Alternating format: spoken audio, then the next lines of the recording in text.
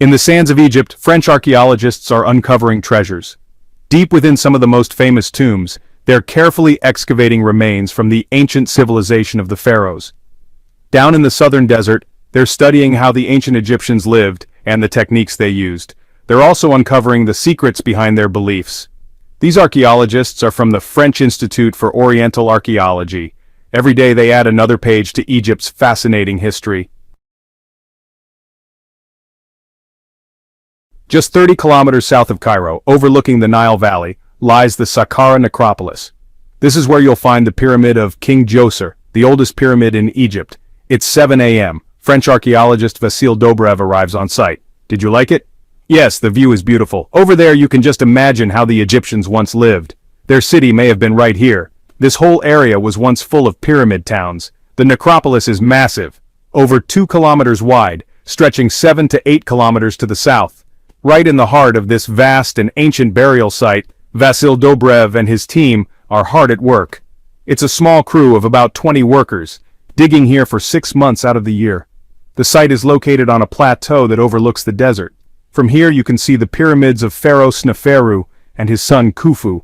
Djoser's pyramid is just a kilometer away, and nearby rest the pharaohs, Pepi I and Pepi II, some of the most powerful rulers in ancient Egyptian history. So far, Vassil hasn't found another pyramid, but instead a group of tombs that may look modest from the outside but are extraordinarily rich within. When I first came here 10 years ago, there was absolutely nothing to see, just empty sand. But after a few years of clearing and digging, we began to understand. At first, there was nothing on the surface to guide us, no clues at all. So really, it was just luck that we started here. They've uncovered a small section of what they believe to be a cemetery, around 50 meters by 50 meters, about 5 hectares within a 15-hectare plateau.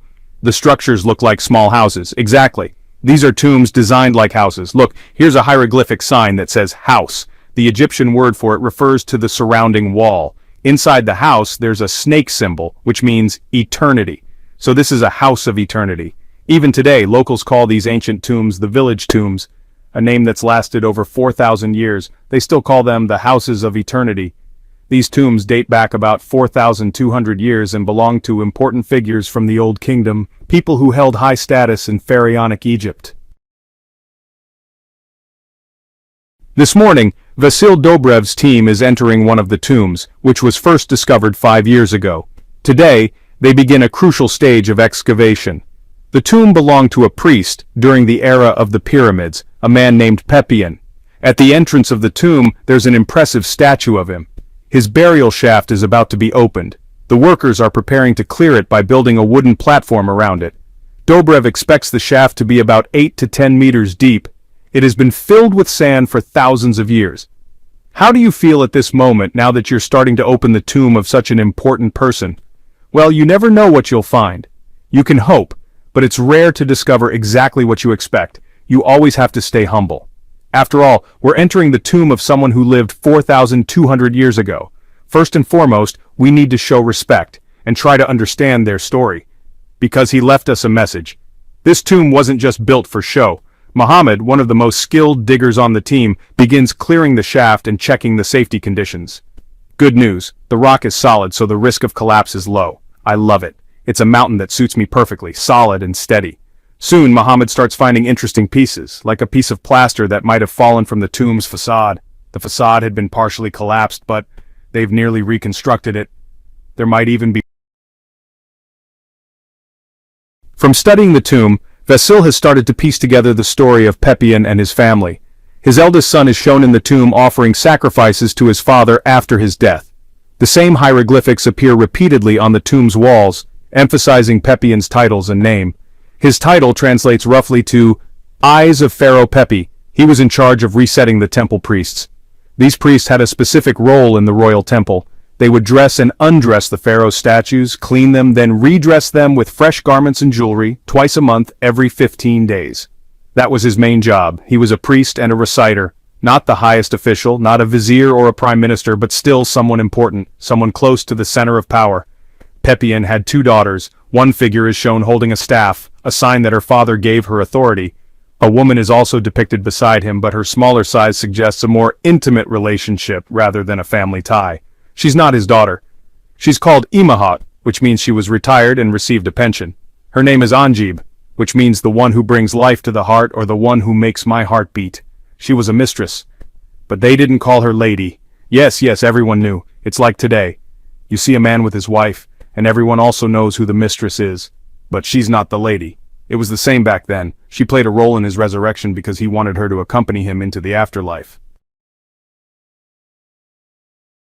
When the tomb was first discovered, it was completely open to the sky. Vassil quickly had a metal roof installed to protect the treasures inside. Every tomb they discover is secured inside a locked structure. There's only one way in, and it's locked each night by the antiquities inspector. He even seals the lock with his own wax mark to make sure no one enters overnight. At the end of the workday, the team packs up. The workers return to their nearby villages and Vassil heads back to Cairo. But one man stays behind, Mohammed, the site guardian. He has a small cabin, but according to the rules he can't sleep in it. It's just used for cooking, making tea and storing a few blankets. He stays outside, like other guardians at archaeological sites across Egypt. They keep watch over one another, forming a human chain across the area. If there's an intruder at night, the alert goes out fast. I'm responsible for protecting my country's heritage. It's a part of me. These monuments belong to Egypt, to my children, my grandchildren, and they once belonged to my ancestors. It's my duty to guard them. Even a single grain of sand here holds great value to me. Each evening, when darkness falls, Mohammed is joined by a second guard who is armed in case anything happens. The next day at 7 a.m., the inspector removes the wax seal from the door, and the work begins again.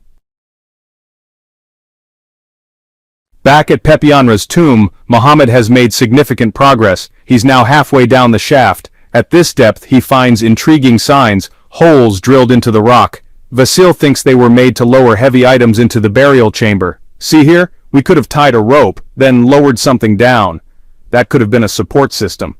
To record everything, Vassil notes all the details in his excavation journal. Meanwhile, Mohammed spots what could be the start of a chamber. I touch something, it feels beautiful. I'm about 1.5 meters deep. This could be the burial room, or maybe the funerary house, but it'll take a couple of days to be sure. While Mohammed digs, workers above form a human chain to remove the sand. They pass buckets from one tomb to another, across chapels and shafts. Along the way they walk by dozens of burial shafts from the Old Kingdom, some 6 to 8 meters deep, where one wrong step could be dangerous. Eventually they reach another courtyard discovered 5 years ago by Vassil. This is where all the rubble gets dumped. As they trace the path of the sand, it becomes clear how complex the site is. It's like a maze, you really don't want to get lost. They pass by the House of Eternity of a priest named Haunefer who served King Peperomia. Next door lies Ruhi, another priest who lived about 4,200 years ago. To the right is the tomb of Intef and his father, both priests too. Today, Vassil is restoring these ancient spaces. Over the centuries, blocks have fallen and cracked. Obaid, a skilled restorer, carefully returns them to their place. I want to put the block back where we found it. Why not? We're not restoring it for tourists or fame. We're doing it for the person buried here. He gave us the opportunity to discover his tomb and share it with others, but first and foremost, it's for him. This was his final resting place. He chose this location himself. This is his resurrection. Inside, metal rods have been added to reinforce the structure. These blocks were originally stacked and fixed with plaster. Now we're using rods to stabilize them, especially in case of earthquakes. It takes weeks to dismantle, excavate, and restore. During that time, Vassil studies what happened over 4,000 years ago. You can see how it was built. There are 10 big stone panels. They made a mistake. They carved the blocks too thin to support the weight above. Over time, they cracked. Not ideal for something meant to last forever. I think they were trying to cut costs. Thick blocks would have been better, but from the outside it looks perfect. No one sees what's hidden behind the facade. To understand it all, you have to think like a detective. It's a real investigation. We're not solving a murder, but we are tracing the timeline of history. So far, Vassil has uncovered 3 houses of eternity and is preparing to reveal a 4th. The surrounding walls still outline the courtyards below the sand. The workers have placed dark bricks around it for protection, and already you can glimpse the wonders inside. Vassil has just discovered a new passageway buried 3 meters under the sand, which leads into a tomb in the funerary complex. He's called in an official from the local antiquities office. From the debris, a stela emerges, bearing the name of the deceased. There's a figure here. The name starts with Nefer, possibly Min-Nefer-Her, meaning the beautiful face of Min. The inscriptions are remarkably well preserved, bright blues, reds, and greens. One side shows offerings and the other lists them. But above all else, Vassil immediately spots the most important detail. This man was a priest in the Pyramid of Pepi I. That same style of door appears in museums everywhere. It's known as the Door of Eternity, through which the deceased would symbolically pass into the next world. This is the portal to the afterlife, the gate of light, the door of exit. On this sacred doorway, the most important thing is food and drink. Everything is listed there. What's really impressive is how small the hieroglyphs are. This place has much more to reveal. Vassil wants to continue exploring logically by entering from the buried outer door, but the lintel is cracked, so careful restoration work is needed. We took a shortcut like thieves, but eventually we'll return through the proper passage. On the lintel, a previously unseen inscription greets the visitor. Vassil uses an old archaeologist trick to read it. Here I see Saur Ohati, a close friend of the pharaoh, and again the name Min-Nefer-Ker. We've seen this name 3 or 4 times now, there's no doubt. This is his tomb, the beautiful face of Min. This tomb will surely reveal more surprises. But first, Vassil must finish working on the neighboring tomb of Pepianra. For the past 2 days, Mohammed has been digging tirelessly. The shaft is now 7 meters deep. The funerary chamber is only a few hours away. The big discovery will likely happen tomorrow. As the day ends, Vassil drives back to Cairo. 2 kilometers through the desert, then an hour and a half to the city center. They pass through Saqqara, which looks close on the map, but in reality is quite far. The roads are rough, full of potholes, and the driving unpredictable. If you try to drive like in Europe, you'll cause an accident. Eventually he reaches home, his wife and 2 kids waiting. He's lived in Cairo full-time since 1995. Born in Bulgaria, now a French citizen, Vassil has become a little bit Egyptian too. He crosses the ring road, passes the Nile, and enters the capital. Garden City is his neighborhood, once full of 1930s villas, now home to banks and government buildings. It's also where you'll find the French Institute of Oriental Archaeology, or IFAO, where Vassil works alongside other researchers. It's a prestigious setting, echoing the great legacy of French Egyptology. The institute is based in the Palace of Maniel, named after the Egyptian princess who lived there at the end of the 19th century, a beautiful blend of Oriental charm and Art Deco. Since 1907, the institute has been publishing research. In a small printing house at the back of the garden, a vintage printing press still operates. Today, just for demonstration, they're printing old-style hieroglyphic pages. This place was the first in Egypt to print hieroglyphs, making ancient Egyptian knowledge more accessible, and laying the foundation for everything we know today. A treasure of knowledge awaits on the first floor of the palace, where the specialized library for the study of Egypt is found. This is the public reading room, explains Beatrix Midawaran, used by students and Egyptian researchers. Now, she takes us deeper into the library, a part only accessible to professionals. This is the reading hall for specialists. And this is the main hall of Egyptology. Only experienced researchers come here. How many volumes does it hold? 87,000 in total. It's one of the most important libraries in Europe, possibly the most important, and definitely the top in Egypt. Beatrix is especially proud of the rare treasures inside, like a 17th century edition of one of the first serious attempts to decipher hieroglyphs, written by Cardinal Kircher, one of the greatest scholars of his time. Another prized book, a travel journal by Dutch explorer Cornelis de Bruijn, dated 1698. He was the first European to enter the Great Pyramid. Interestingly, he drew the Sphinx inaccurately. 40 years later, in 1741, Danish explorer Frederick Louis Norden made the first realistic depiction of the Sphinx, complete with a broken nose. But none of this compares to what the French accomplished in 1798, when Napoleon opened up Egypt to Europe and brought along 160 scholars and artists.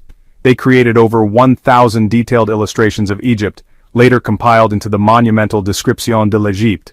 Today's researchers at IFAO see themselves as the modern heirs of those early pioneers.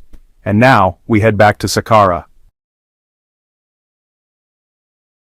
The next morning in the desert of Saqqara is a big one for Vassil Dobrev. He hopes to unlock the final secrets of the priest Pepianer by entering his burial chamber. He joins Mohammed, his chief digger, who's reached a depth of 7 meters. They've just found a massive carved stone, likely the threshold of the tomb entrance. Just 1 more meter to go, Vassil estimates. Then suddenly, there it is, a small opening.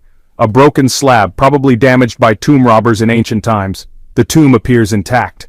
The walls are smooth, white sandstone with no decorations visible. It's all been preserved very well, Vassil notes. He suspected a high-status tomb would be down there. The shaft was unusually wide, and the funerary chapel above was well decorated with titles, family names, and references to the king. This wasn't just anyone, he says. He was the living eyes of the king. That means something.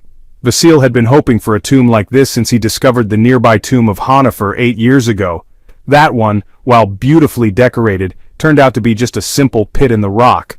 But this one had architecture, a real, solid structure. Suddenly they hit an obstacle, 2 massive stones blocking the tomb.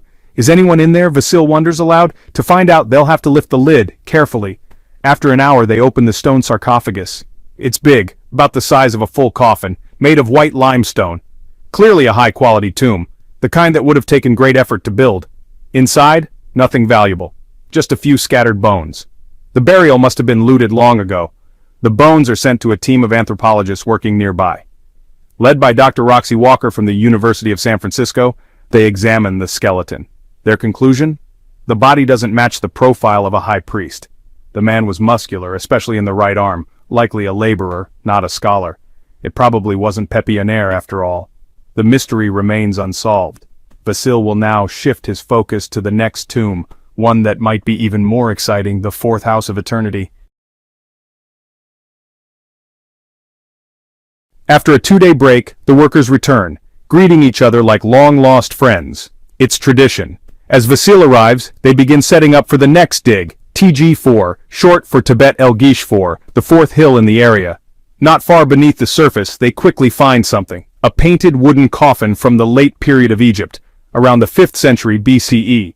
It looks like a woman, says Vassil, studying the yellow-painted face. Men were usually painted red, women yellow. This one's clearly a woman, but the coffin is fragile. The paint is flaking from sun exposure. Gently now. Go easy, he instructs the team. They document everything as quickly as possible. Archaeologists must never rely on memory alone. After cleaning it up, they find the bottom of the coffin is broken, but it's otherwise intact. Then, just below it, they find another coffin. This one's a man, positioned facing west, the traditional orientation for Egyptian burials. The west is the land of the dead, Vassil explains. It's where the sun sets, where Osiris rules. The face is painted directly on the wood, the rest of the body wrapped in linen, covered with plaster and painted. Only fragments remain now. The coffin was made of multiple wood pieces joined with nails and glue, painted to look like one solid piece. Abid, the restoration expert, carefully reinforces the paint with cotton and fabric before lifting the coffins. Each weighs over 100 kilos. They're moved temporarily into the Old Kingdom tomb of Pepionaire for safekeeping until they can be transferred to the mission warehouse. And so the day ends. The team places a bucket over the tomb's lock, an old-school security method, and signs off for the night. Subscribe and discover the forgotten past with us. Like, comment, and support our journey to uncover the truth and the adventures of the ancients. See you.